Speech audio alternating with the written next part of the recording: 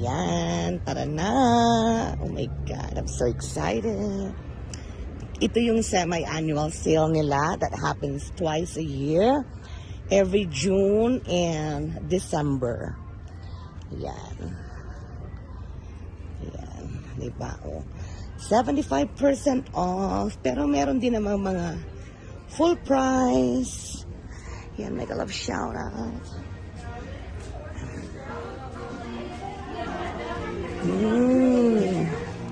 May mga 50% off. Ayan. Dami. Ito mga regular price tong mga to.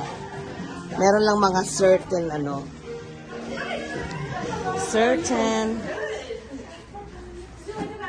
mga selected. Ito 50% off. Ayan, meron din silang sale exclusive. Ayan. O, diba? Ayan na, oh. Hakot award si Mami.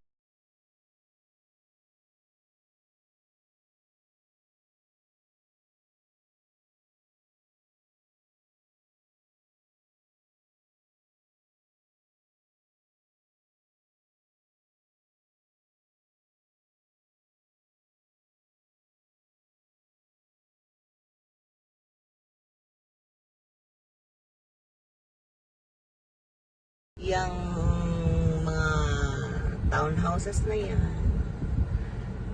yan ang una naming tinabili na klase ng bahay. Yeah. And how much were they before? It was only for 68,000. And how much is it now? $250,000. Wow! Ang tawag nito, number 73 yung aming bahay. Yan, yan ang una naming bahay ni Daddy dito. And then, actually wala pang 1 year, nabenta na namin siya ng 120,000. Kaya nung umuwi kami ng 2005, feeling rich kami sa Pinas. Ha? Anyways, ayan. Yun naman ang kwento. So, ayan, we're heading to Atlantis to pick up the cake for Mommy and Daddy. Mommy and Daddy is ang parents ng ating guwapong driver. Kayo nang humusga. Grabe na yan. Ha? Ayan ang ating Atlantis. We are going to pick up the yummy cake. They make good cake here. Not too sugary, not too sweet. Yan. This is Atlantis. Yan. Yes. Tatlong towers yan. Diyan ako dati nag-work sa player's desk. Yan ang famous oyster bar nila. Diyan kami kumakain ng sushi kasi napakasarap ng kanilang sushi. Alright. We are now entering McCarran Road or McCarran Boulevard. Itong McCarran, mga lalabs ko, when you come and visit my area, okay, at naliligaw ka, hahanapin mo lang tong McCarran. Kasi itong McCarran, sigsing siya. Kung saan ka nagumpisa, doon ka rin matapos. As in, pabilog siya. So, if you are lost and you're here in Reno, all you have to do is hit the McCarran Boulevard. And you will definitely find your way out or your way in to wherever is your destination. So Reno and Sparks. Yep, so Reno and Sparks. It will hit 2 towns of Nevada. So yeah, so we'll give you a tour on a quarter, the 25% of the McCarran Boulevard. The circle. Yes. And then the one. Ayan, I'm not sure if you guys can see yung mga bahay na yan. Nako. Yan yung mga bahay na hindi na natin ma-afford. Nasa mga $2 million yan. Yes. Yung kanina, yung Atlantis, yung may-ari, hindi ko nababanggitin yung apelido niya. Yung dati kong boss, dyan sila nakatira. Yep. Isa siya sa pinaka maganda at napakalaki nung kanilang bahay. Yan. Look, Jared, you still got snow. I know, snow cup. Ayan. Yung nakikita nyo doon Puti-puti. na white, yan yung tinatawag nilang snow cap. Pero ano na yan? Mga ano na lang siguro yan. 2 days na lang yan, lusaw na yan.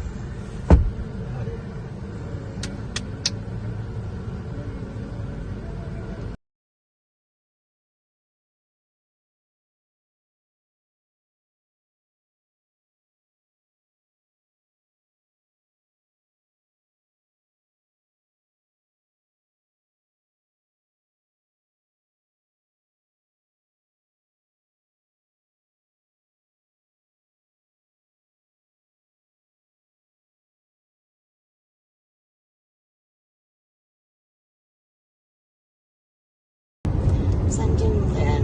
Marahi. Hindi ko natanda. Ito yata. Nasa kabila. Ay, oo nga.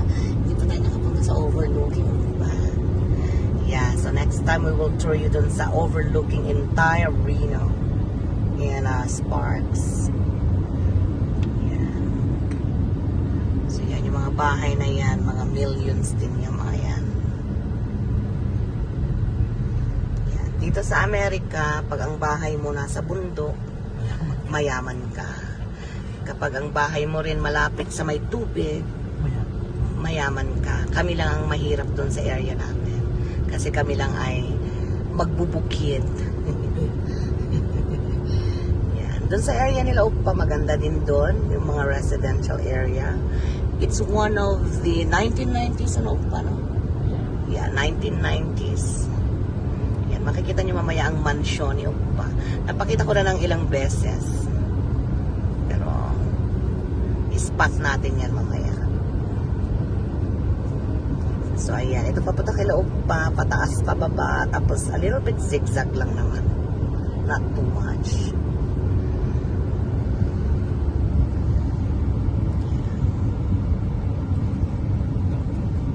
Ay, oh, mamaya. O, diba? Ang galing ng driver. Bigla na lang siyang umaano.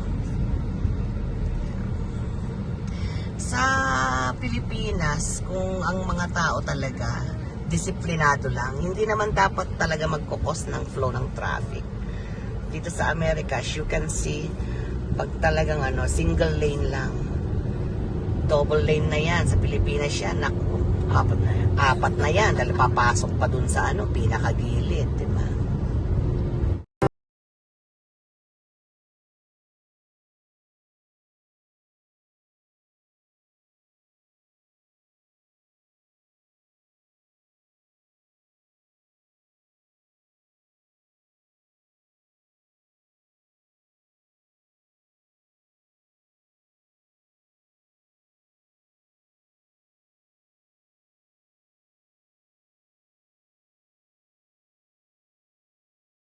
Ito na.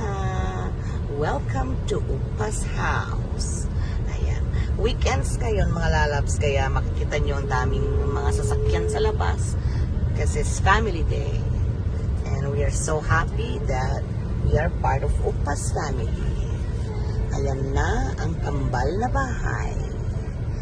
Oh, diba? Beautiful ang, wow, bagong pintura ang garage ni Upa. Arrived.